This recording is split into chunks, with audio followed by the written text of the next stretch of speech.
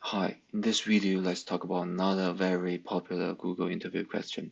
It's called find the case largest or smallest element in an unsorted array. So there's a precondition, a scenario to note, which is that the case largest or smallest element we are trying to find in our array is not a distinct element, right? So when we have an array that look like this, when we have duplicate of certain values inside, and we are trying to find the, in case 2, we are trying to find the second largest value, it's going to be 9, because 9 is at the second position when we sort the array, right? When we count from right to left, and the same thing goes for the trying to find the smallest case value. So when the k is equals to 2, our second smallest value will be 1, because when we sort the array, 1 is going to be at the position 2. All right, to write this into code, there are two scenarios. One is when you are allowed to use built-in functions, and when you are not. So let's first write the solution when you are allowed to use built-in functions. Okay, so function, okay, it's going to be find case largest value. It's going to take in the input array and k.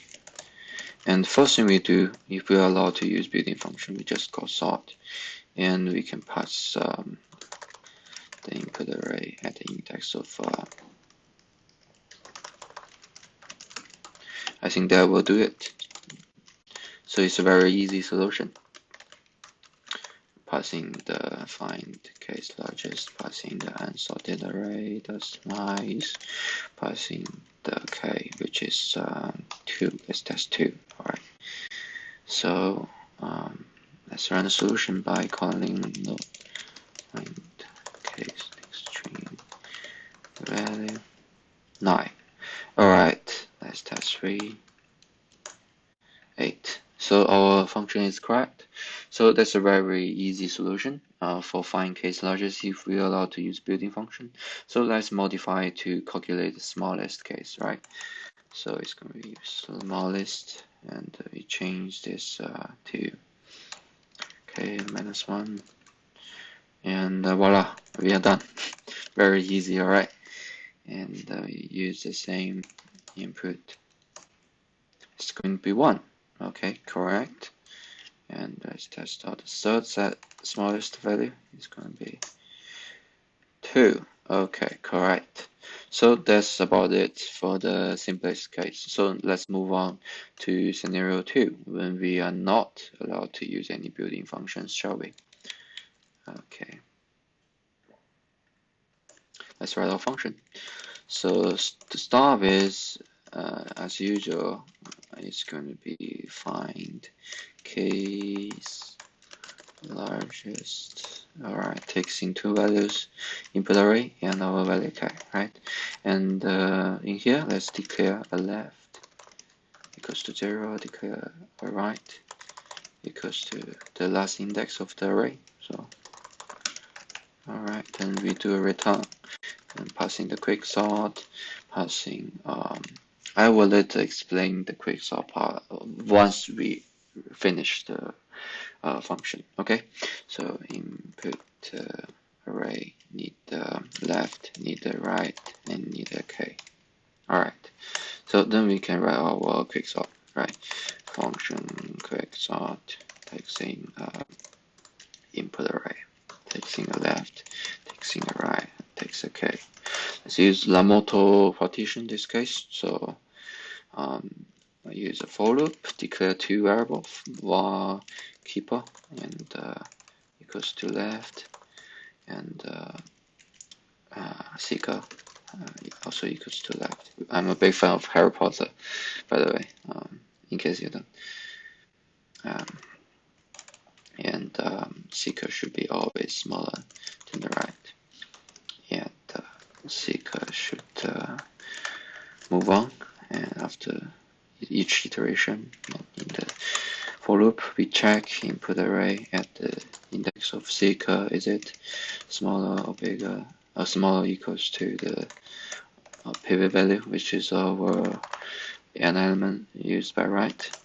If yes, we do the swap function here, taking the input array, taking our keeper,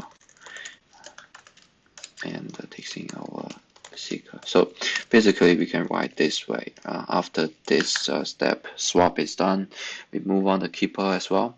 But in the JavaScript, the stack is run based on a certain way, so we can put the keeper here. It's no problem. Okay, so after the for loop, each time we use the swap, we are putting our keeper in a new position where it's point to a swappable place. So we can use the swappable place in the end that we saved up to calculate to swap our initial pivot value in the end into that position. So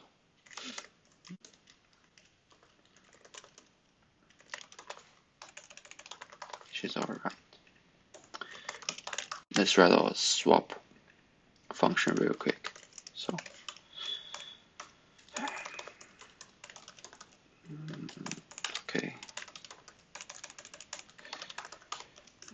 okay, temp goes to one of the index placeholder,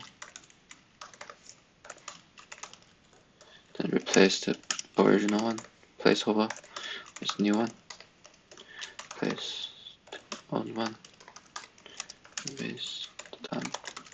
Okay, I think that will do.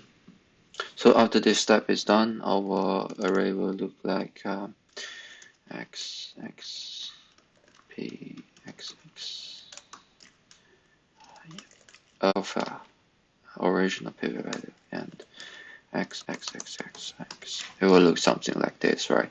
So this is the original pivot value we swapped from the end position. So we call it pivot value 0, and this is the value which has the same value of the pivot value, which also will be swapped to the left. And this is the value that's smaller than the pivot value, and this is the value that's bigger than the pivot value. So our array will look like this after we finish this for block. All right. So we can calculate our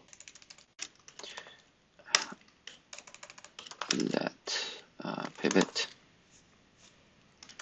is going to equals to the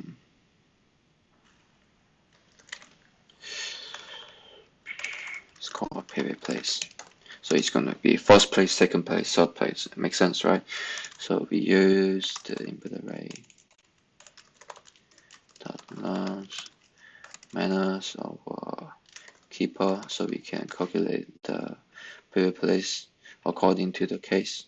So let's check if input array dot pivot place is exactly the same as our value k. In this case, we just return our input array at the value of at the index of our keeper. Okay, and if pivot place is smaller than k, meaning that okay, let's do bigger first. Means that the bigger means that our k is still on the right hand side, so we can recall the quick sort, passing the input array, passing the new left, which is going to be our keeper plus 1, and the end is still going to be right, and k is still going to be k. Great. So what happens if our pivot is smaller than k? So it's going to be keeper. So this is keeper. So this is going to keeper minus 1. It's going to be the right. So the left is going to be the original left. Okay, that's why I use left and right in this case, by the way. So return null if none of these if statement are been processed correctly. All right, let's rerun our solution and check out whether we did it correctly or not.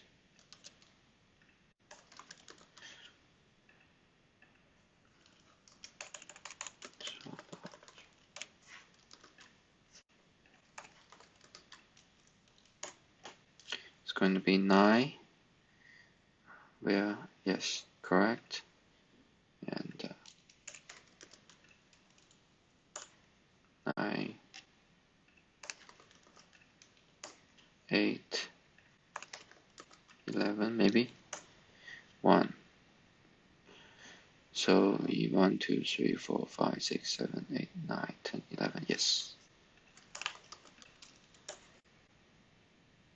Okay, it's going to return a very bad case if we didn't put a valid k here. So the function still needs improvement if you want to consider scenarios when the input k is incorrect or input array is incorrect, right? So, but for now it's good to go. It's good enough. I mean, so now let's write a function that's going to output the smallest k. Okay. It's going to be basically the same. That's why we use Lomuto partition. And everything stays the same, which is great. And the pivot place is going to be keeper. Okay, -1. +1. Yes.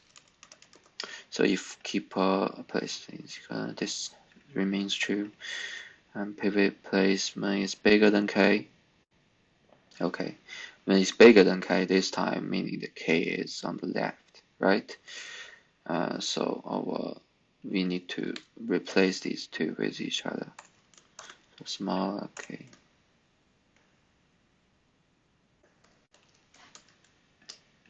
Let's check.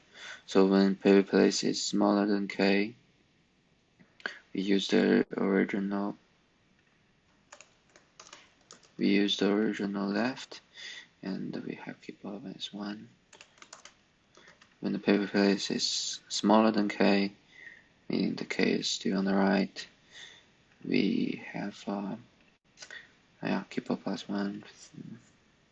I think it's correct. Now let's run the solution. So it's a very minimum change that we can swap between getting the smallest case or largest case, which is great. That's why I chose this solution over others. Okay. Forgot to change name. It's not a problem. It's going to be 1. It's going to be 1. It's going to be 2. It's going to be 9.